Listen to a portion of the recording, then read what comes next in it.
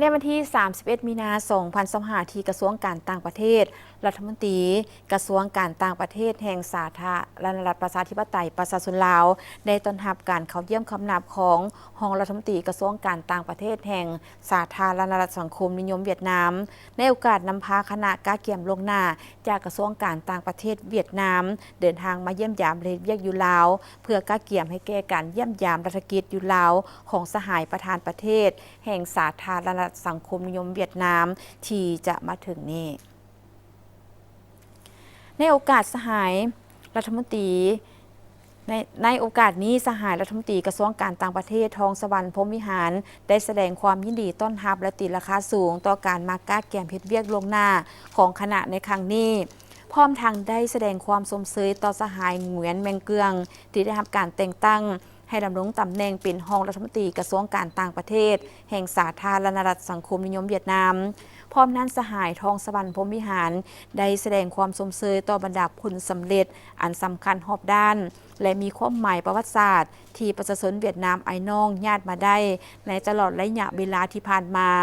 พร้อมทางได้แจ้งให้ทราบว่าภาครัฐและประชาชนลาวบรรดาเผ่าของคอยที่จ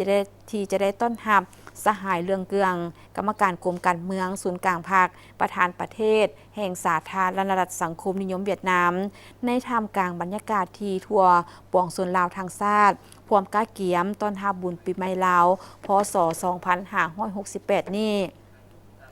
สองฝ่ายได้แสดงความสมเสยและตีราคาสูงต่อสายพัวพันมิตรภาพอันยิ่งใหญ่ความสามัคคีพิเศษและการร่วมมือหอบด้านระหว่างสองประเทศที่สืบต่อมีการพัฒนาอย่างบ่หยุดยั้งในทุกขงเขตเวียกงานอันพ้นเด่นสองฝ่ายได้สำเร็จการจัดกองประชุมสองกลุ่มการเมืองประจำปี 2024 และ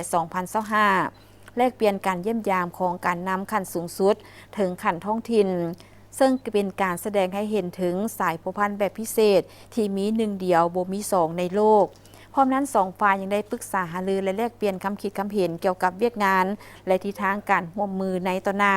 โดยเฉพาะแมนก้าเกียมการแลกเปลี่ยนการเยี่ยมยามของการนำขั้นสูงในอนาคตอันไกลๆนี้ก็คือบรรดากลไกการร่วมมือ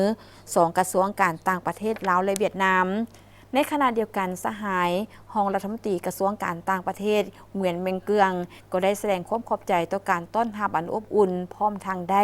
แจ้งจุดประสงค์ของการเดินทางมาเยี่ยมยามและเฮ็ดเวียกอยู่ลาวในครั้งนี้